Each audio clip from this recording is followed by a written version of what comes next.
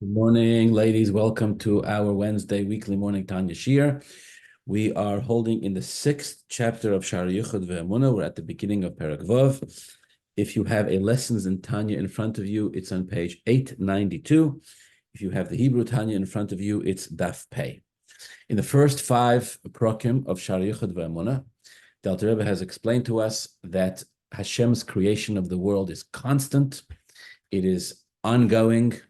Hashem creates and recreates the world every single second, me'ayin leyesh, and were he to stop, the world would cease to exist. This brought us to the conclusion that the world is completely batel b'metzias, in a state of complete bittul with Hashem. The reason why, the Alter Rebbe explained, the reason why we don't see it, the reason why this is not felt, the reason why this is not more apparent, is because together with Hashem's attribute of chesed, together with Hashem's attribute of Gilui, of revelation, there's also an attribute of Hashem called Gevura, Tzimtzum, which creates this concept called Helem v'Hester, concealment, in which Hashem is both creating the world on the one hand and being completely concealed in it, within it, on the other hand. And they're both godly attributes, just like we cannot understand one, we cannot understand the other, in the same way that it's not for us to understand how Hashem could possibly create the world. In exactly the same way, it's not for us to understand how Hashem creates the world and, so to speak, doesn't leave his fingerprints in a way which is apparent. Okay, now this is where we're up to. Today we're going to start Perek Vav. Hine Shem Elokim Ushem Midas Hagvura v'Hatzimtzum. So this name of Hashem, Shem Elokim, is the midah, is this name of Hashem. We know the reason why Hashem has so many names is because every name represents a certain character, a certain attribute. So this concept of gevura, tzimtzum, this idea where there's the godliness is not apparent, this is personified by Shem Elokim. And therefore, because the name Elokim represents this attribute of Hashem concealing himself, it's also the same acronym as the word Hateva, right? The acronym is what is it? It's 79 plus 7 is 86. It's 86, right? Shem Elokim. 86 has the same gematria as the word Hateva, because Shem Elokim conceals. It's this name, Shem Elokim, this Midas Agvura, in which the godly revelation is concealed. Hamahava umachaya ha'olam, which creates the world and then recreates the world every single second. V'nira ki'ilu ha'olam oimed umisnaheg b'derech hateva, and it appears, it creates this nira, it creates this appearance, it creates this mirage, it creates this fantasy, right? It creates this illusion. There's the word I'm looking for. It creates this illusion where it appears as if the world is just running b'derech hateva, just by nature of the world itself. It exists on its own, it runs by itself, and it just does its own thing. We call this teva, nature. And this is, who's responsible for this? This comes about through Shem Elokim. Shem Elokim is that attribute of Hashem that we're learning about, this concept of Gvura, Tzimtzum, Helem v'Hester. We're learning about it for a few weeks, which creates this concealment. And as a result, this illusion emerges that the world exists on its own without Hashem's conducting an involvement with it. Okay. That's why Elokim has the same gematria as the word Hateva. Shem Elokim zeh, this name of Hashem, Shem Elokim, Humogain v'nartek l'shem havaya. We started learning before in Perek Daled that the pasuk refers to Shem Havaya and Shem Elokim as Shemesh Humogain. Right in the beginning of Perek Daled, in Eksiv ki Shemesh Humogain Havaya Elokim. So Shemesh means the sun, Mogain means the shield, the protection. So it's for this reason that Shem Elokim is called a Mogain v'nartek, a shield, a sheath and a shield and a covering.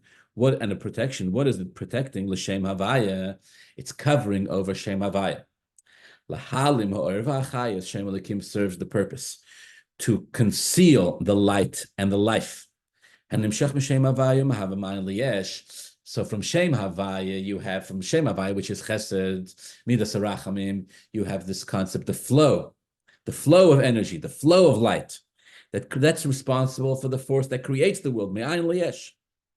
Shem Elokim is responsible, Shelo Yizgalu Nivroim, that it shouldn't be revealed that this shouldn't be revealed, it shouldn't be apparent to the creations.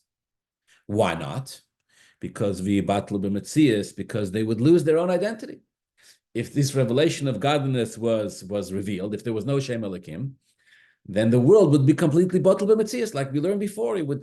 Well, it is batel b'metzias, but it would feel itself being batel b'metzias. So therefore, this is the relationship. This is the function of Shem Havaya and Shem Elokim.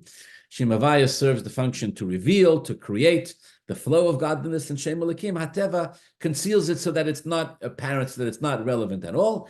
It seems as if the world runs on its own, so to speak, b'derech hateva, and this Shem Elokim is responsible for the fact that the world is not batel b'metzias, right? It doesn't lose its own sense of identity, its feeling of self. If there was no Shem Elokim, the world would have none of its own consciousness. We wouldn't feel ourselves at all. We would just be completely manifesting and expressing Hashem's reality. Okay. So this is until here is clear. All right, here comes the bomb. Hare, says the Alter Rebbe. Again, if you're in the Hebrew, we are 1, 2, 3, 4, 5. 1, 2, 3, 4. 4 lines from the top of page 160. If you're in the English, we're page 9. We're page 896.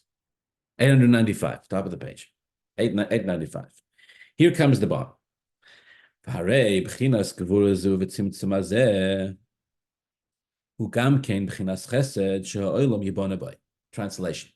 This gevura that we're talking about, this tzimtzum, this Shem Elokim, this Helem v'Hester, this Morgan v'Nartik, this covering, this tzimtzum, who gam kein b'chinas chesed, is also a concept of chesed, is also chesed, she'olam yibane boy, through which the world is built. The world is built through chesed. V'zuhi b'chinas, and this is in Kabbalah, we call this quote, gevura haklula b'chesed, the gevura which is included in chesed. Okay, so as usual, very little explanation, but the Alter Rebbe says this gevura and this tzimtzum is, quote, also b'chinas chesed, which the world is built with, and it's called gevura, which is included in chesed. Now, what are we talking about? Until now, we keep saying that chesed and gevura are opposites. Chesed is revelation, gevura is concealment and hiding. Chesed creates. Chesed is manifestation. Gevura is that it should not be apparent. Hashem creates the world doesn't exist on its own. Gevura makes the world feel like it does exist on its own, etc., etc. And here the Alter Rebbe says that this gevura,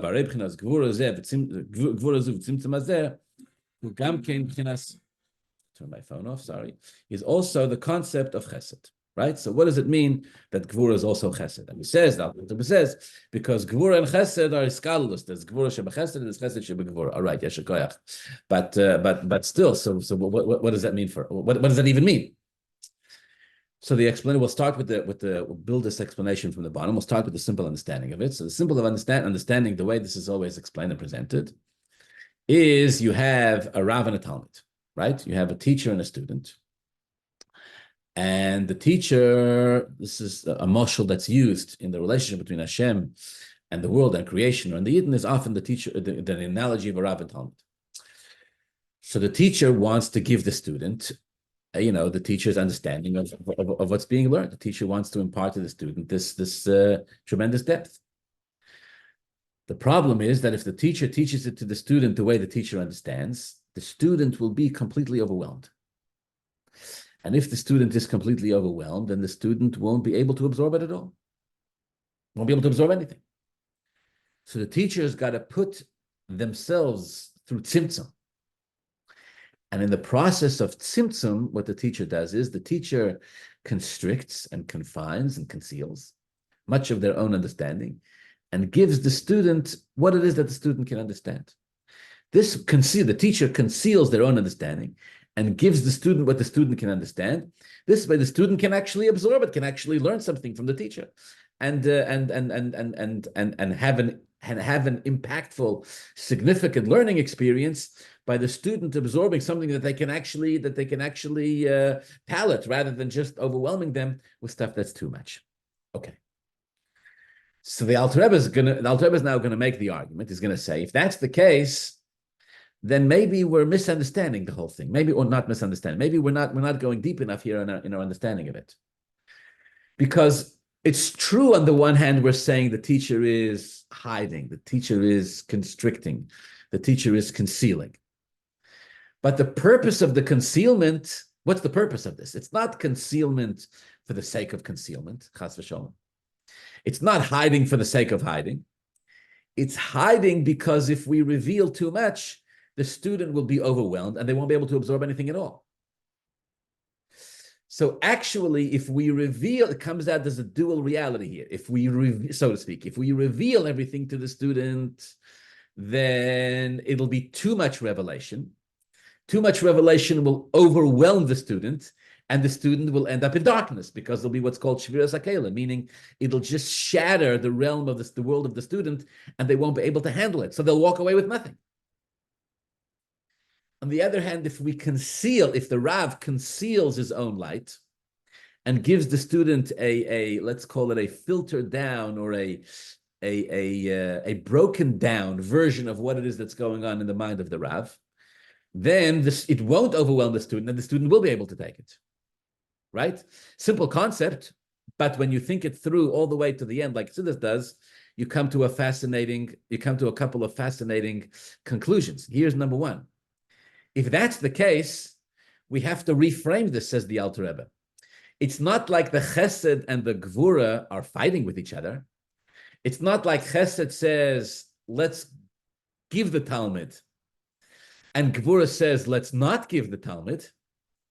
If Gvura was not interested in the Talmud, if Gvura was not interested in the recipient, if Gvura really believed that the recipient was not worthy, then Gvura would not bother concealing the light, because without concealing the light, if you just give the light as is, the recipient will receive nothing. It's like taking a person who's thirsty and putting them under Niagara Falls and going, here you go, take a drink. There's nothing I can do with that. On the contrary, it's very dangerous. You put a person under that Rahman al-Islam type of force of water, it'll overwhelm them completely and endanger them. So the Alter Rebbe is saying, wait a second. If Gevura, we tend to think of Gevura as harshness. If Gevura was not motivated, if Gevura was not focused on the well-being, on the growth and the development of the recipient, then for what purpose would Gevura create this tzimtzum? The purpose of the tzimtzum is so that the recipient should be able to receive. It comes out, it's the exact opposite of what we're thinking. We're thinking Chesed is giving and Gvura is holding back. Chesed wants to impart, and Gvura says, whoa, not so fast, not so much, right? Hold it back. Where in fact, it's the opposite. If we left it to Chesed just to do its thing, just to do its vice, the recipient in the end would get nothing, because Chesed is just a revelation, and it's just reveal, and the student, the recipient, will have nothing when they emerge from it because it's too much. It's necessary to have the Gvura. The Gvura will actually empower, the Gvura will see to it that the flow, that the Chesed is such that empowers the student and not chas v'shalom weakens them. That's why the Alter Rebbe is saying here, "Varei b'chinas Gvura zu v'tzimtzum hazeh hu gam ken b'chinas Chesed." This Gvura that we're talking about, and this tzimtzum, it's also Chesed. And the point here is not just that it's doing a Chesed, right? Practically, when you filter it down, practically the student can receive, the world can receive. No, the Alter Rebbe is saying it's a very integral part of Chesed. It's as much a part of the Chesed as the Chesed itself. That the world is built, the world is dependent on Hashem's kindness, right? If not for Hashem's kindness, Hashem wouldn't have created the world. There's two parts to that. Number one, if not for Hashem's chesed, there would be no world in the first place. And number two, if not for the world's gevura, there would be no world because Hashem's revelation would have overwhelmed it completely. The Zuhi, what do we call this? The Alter Rebbe says, what do we call this? We call this Bechinas Gvura Klula B'Chesed. This is what we call Gvura HaKlula B'Chesed. That Chesed, in order to be Chesed, in order to function as Chesed, also needs Gvura. Chesed, in order to give productively to the recipient, it needs Gvura, it needs breaks. I once heard a lecture from Professor Branover. Professor Branover, maybe some of you know him or heard of him. He had a very special relationship with the Rebbe. So Professor Branover once said, what's the most important part of a car? The most important part of a car is the brakes. Why the brakes? Because without brakes, the car will just drive and crash into a wall. So you need the brakes of the car in order for the car to be able to actually stop when it's necessary.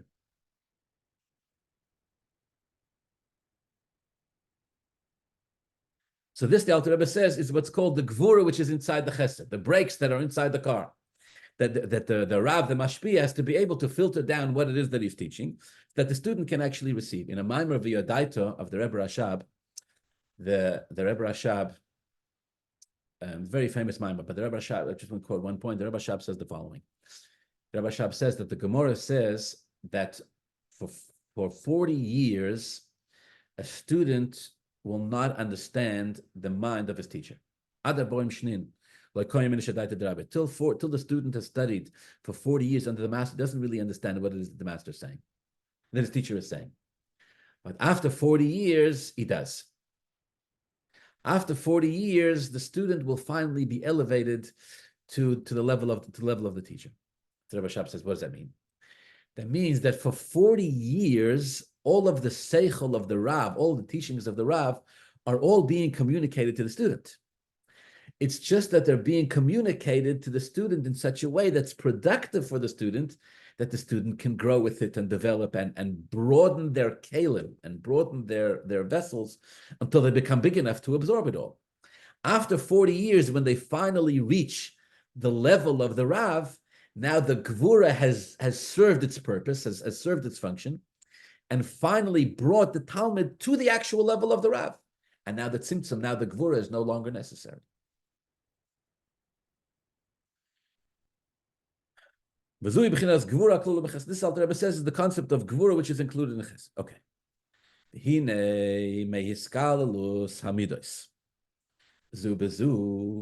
From the fact that these midas Chesed and Gvura, there's hiskalus. They include each other, right? Chesed.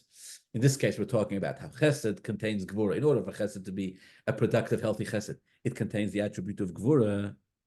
Nira la'ayin, we can see, when we think about this, we can see clearly the Iyu v'garmoy echad. From here, we see that Iyu v'garmoy echad is an expression from the Zohar that Hashem and His attributes are one. Shehei midosav, that they are Hashem's midas. Since these midas are completely united with Hashem,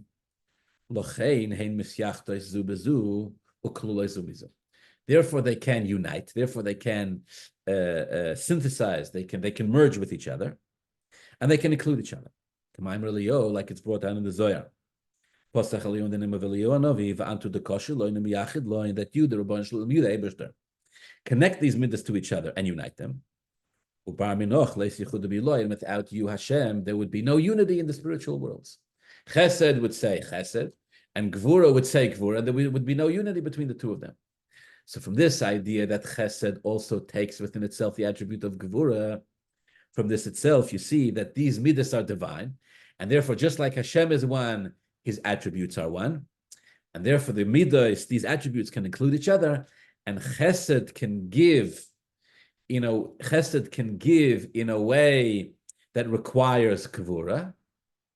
Chesed can give in a way that requires Gvura. That means Chesed can give to a Talmud to a level that's lower than it through the power of, and give it in a way which is productive to break it down into little bits until the recipient reaches high enough that they can elevate themselves the level of the teacher. Okay.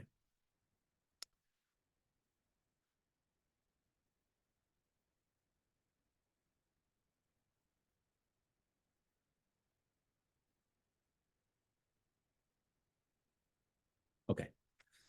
This is the deeper meaning of what's written over the whole Shaar Hayichud ve'emunah is based on. Says the pasuk, you should take to heart ki havayahu halakim. Pirush. What do we mean ki havayahu halakim? Sheshnei shemois ela, that these two names, Shem Havaya and Shem Alakim, in echad mamash. They're mamash one. Shagam Shem Alakim. That means even the name Alakim, that constricts and conceals the light, is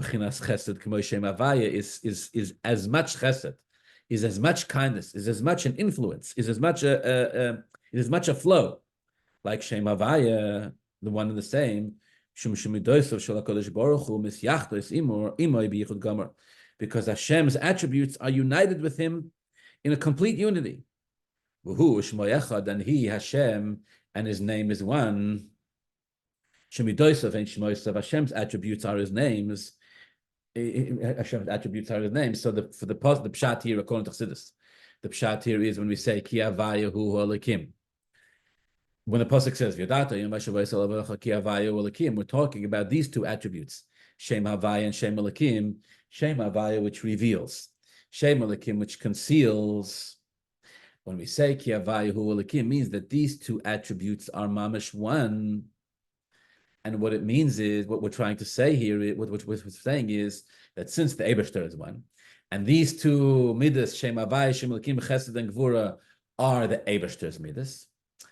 Therefore, just like they're one with Hashem, so too they're one with each other. Since they're one with each other, therefore we're understanding it wrong. It's not two forces that are working opposite each other, but on the contrary, they're mamash one. Because in order to give properly, in order to have mamash chesed, in order to mamash give, and to give in such a way that the recipient should receive, it's necessary to have the element of gvura.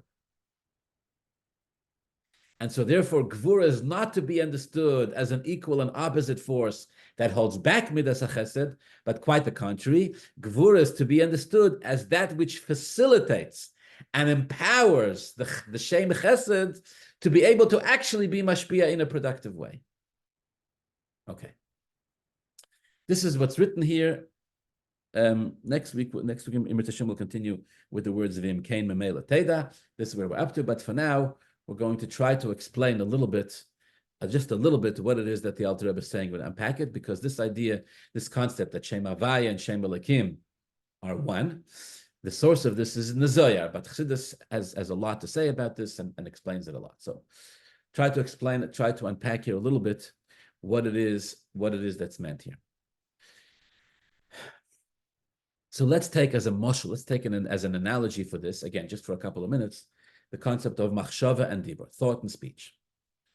So Chassidus says the difference between machshava and dibur is that machshava is la'atzmai. Dibur is lazulas. Machshava is for myself. Dibur, speech, is for someone else. What does that mean? That means my thoughts are, let's say, my way of communicating with myself. My thoughts are for me. Nobody else really knows what I'm thinking, really. Nobody else can hear my thoughts unless they have, godly powers. And all the rest of it. Machshava is for me. Dibur, my words, lezulas, is for somebody else. That means if I'm alone, I don't need to speak. I experience the full consciousness just through thought. Somebody else won't know what I'm thinking. In order for them to know what I'm thinking, they have to speak. I have to speak. So speaking is this ability, this ability that a person has to communicate to others what it is that's going on inside their head. Okay. Now, when we speak to others, so speech is on a lower level than machshava, which means that when we speak, oisius hadibur, the letters of speech, they're unable, at least on a simple level, they're unable to fully express what it is that's going on in our minds and in our hearts. So no matter how much a person speaks, there's always more to say, right? There's always more inside their heads, inside their hearts, that's still meant to be said later, because There's always more going on inside me. So dibur is, so to speak, on a lower level. Dibur is to someone else. Machshava is for me itself. Okay. But machshava, again, machshava remains stuck within my own head. Dibur is to speak to somebody else. So in a similar kind of vein, we have, Chassidus teaches us, we have the way Hashem communicates, so to speak, with himself. And we have the way Hashem communicates with others, with the world. So if I'm not a person of chesed, if I'm not an individual of chesed, if I'm not a sharing person, so then I'm happy to sit by myself, right? An introvert.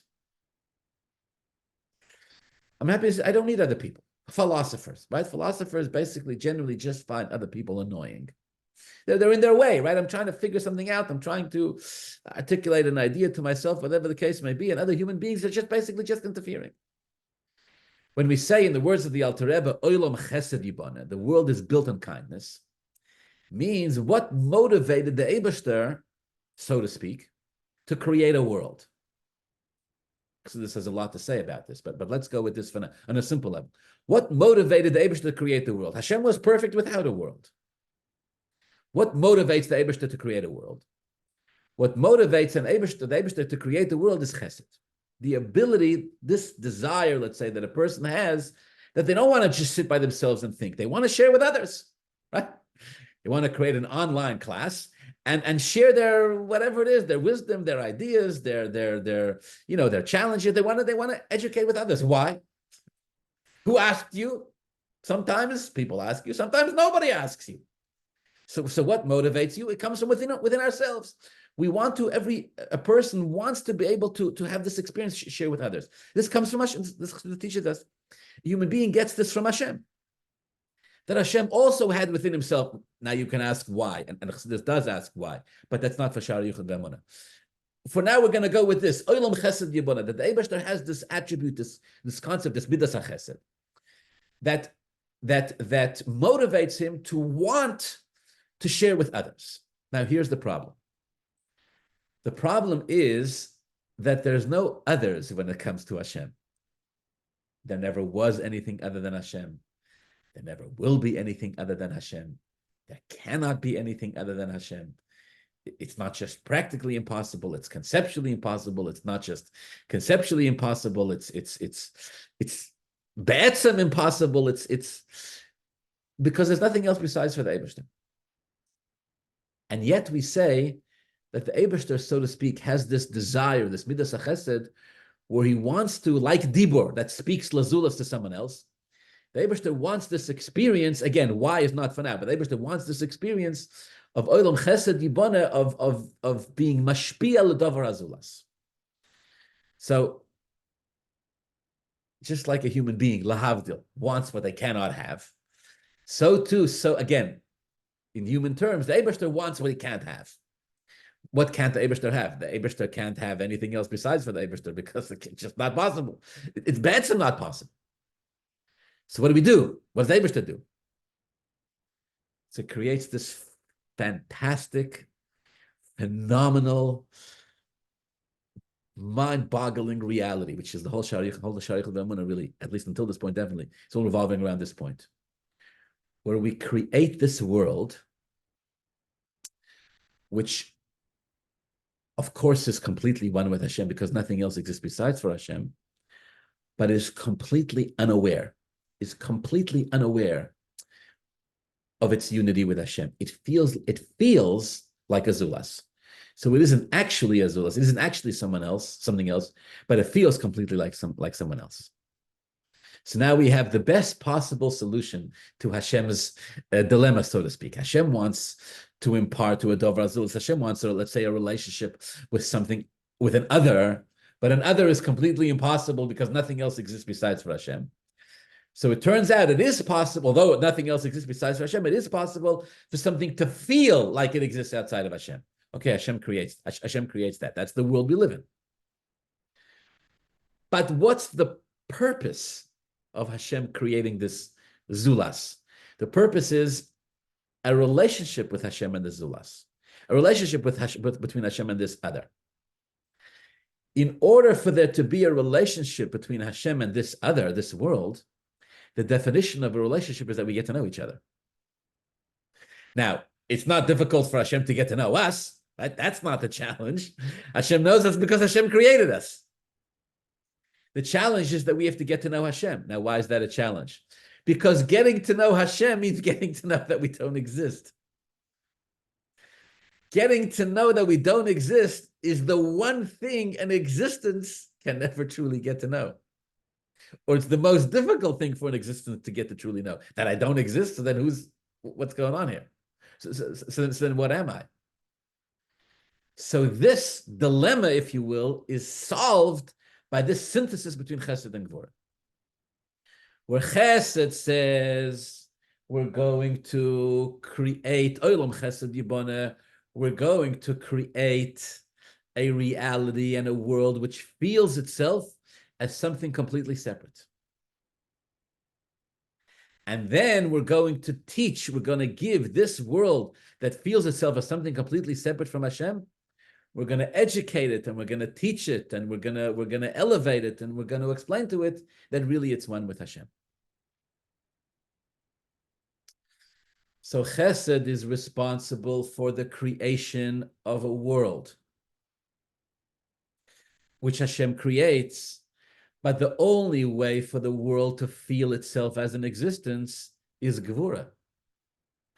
Says the Pasuk, V'yodata yom v'ashavayis ki havaya hu ha'alakim. That havaya, that which creates, that which wants, for the sake of Chesed, for the sake of being mashpia, a dover azula, something else, it needs Gevura in order to be able to do that. Otherwise, if it just creates it, if Hashem just creates it, then it'll just be like a person thinking rather than a person speaking. It's all within themselves.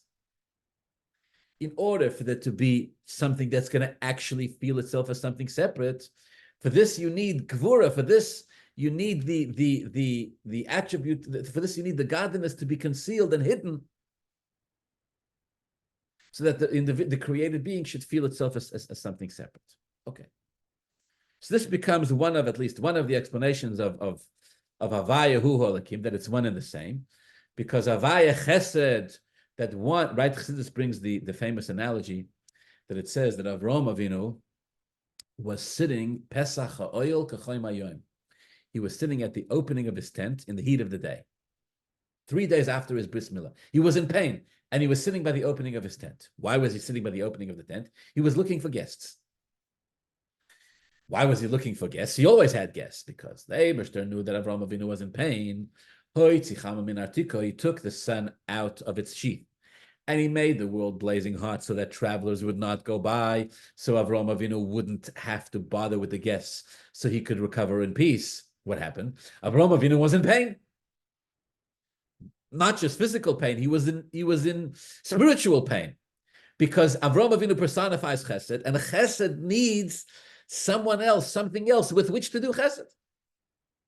So he's sitting at the opening of his tent, desperate for passers-by that he can summons and he can feed them, because he has this burning attribute of Chesed that he needs to give somebody something with. So too, this is the Moshel. What's the Nimshel is so too with the Nimshel by the Eibishter. There is this Chesed that the Eibishter has, that he wants to be mashpia to something or someone else. It's a godly attribute, but there is nothing else. So to create something else, we need to create the illusion that there's something else. Someone doesn't, as far as Chesed is concerned, doesn't have to be mamash someone else. It's enough that there's an entity that feels itself as an existence, and with that, Hashem does Chesed. So we have to create, in order to facilitate the platform for Chesed, Hashem has to create something that feels itself as separate. In order to feel itself as separate, for that you need Gevura. And so this becomes the deeper meaning of Chesed and Gevura are one, because like a teacher who has to conceal his own understanding from the student in order for the student to understand, so to here, Hashem has to conceal his light in order not just for the student to understand it, not just for the world to absorb it, but in order for the world to feel itself as an existence.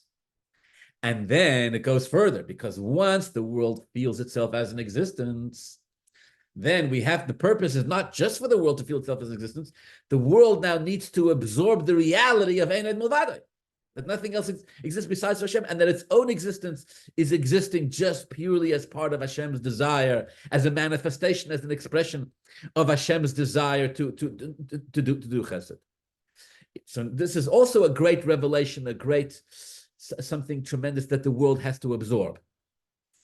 For this, you also need Gevura, for the world to absorb it, so to speak, bit by bit, step by step. But again, Gevura includes within itself chesed, meaning that the purpose of the Gevura, the purpose of this slow, bit by bit communication to the student is so that eventually, after 40 years, the student should go all the way up to the level of the teacher and absorb the godly reality as it is on Hashem's level. Okay, I want to wrap this up. The Rebbe once explained that this is the deeper Kabbalistic and Hasidic significance of the number 3. Right? The Torah is referred to as a threefold Torah. The Jewish people are referred to as a threefold people. The month that the Torah was given in is referred to as the third month, the month of Sivan. Moshe Rabbeinu is the third because he has 2 older siblings, Miriam and Aaron. In Kedusha, everything is 3. So the Rebbe explained this. It is, I mean, it's in the Rebbe's style. It's sort of broken down, really simply, but it is really the in my very humble understanding, the cornerstone, really what we're talking about over here. So the Rebbe says there's 3 stages. There's stage 1, there's stage 2, and there's stage 3. So what's stage 1? Stage 1 is before Hashem created the world. There's just one. There's just godliness. There's just ultimate truth. It's simple. It's not complicated. There's no kinks. There's no bumps on the road. It's achdus pshuta. That's the term we use. Achdus pshuta means simple, straightforward, oneness, unity, whatever the case, whatever you want to call it. Then there is 2. 2 after 1 comes 2, right? What's 2? 2 is duality. 2 is no, the Eibishter wasn't happy. He could have left it like that, right? Everything would have been just simple. 2 is duality. 2 is where Hashem creates a world, an existence that feels itself to be independent of Hashem.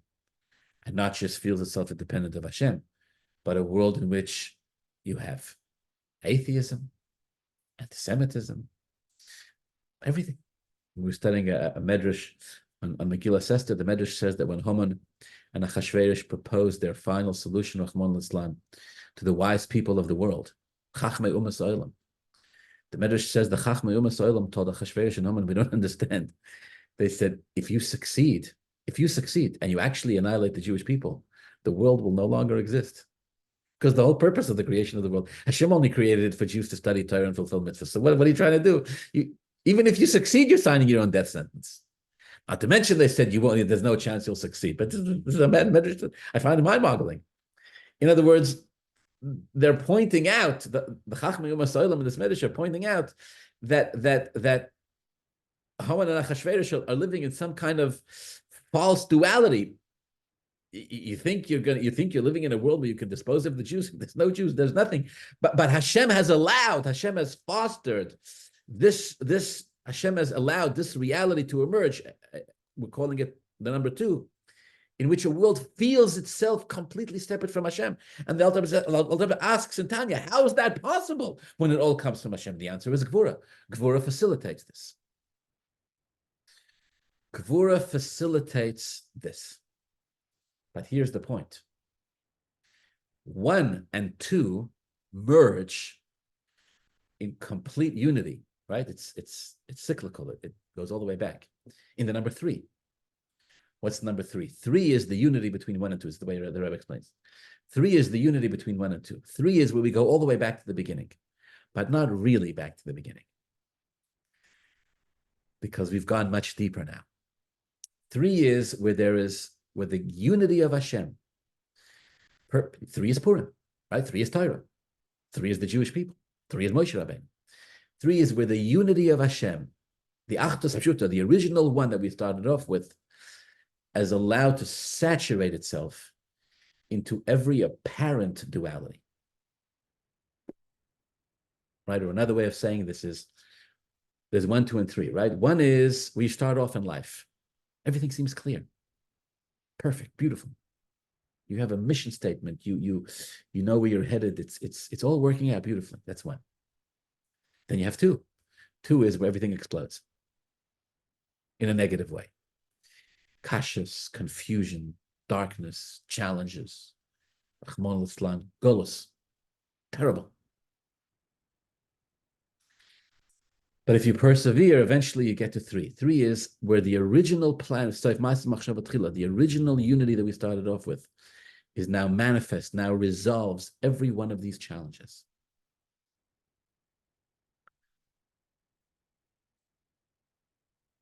And it all comes together. It all comes together perfectly.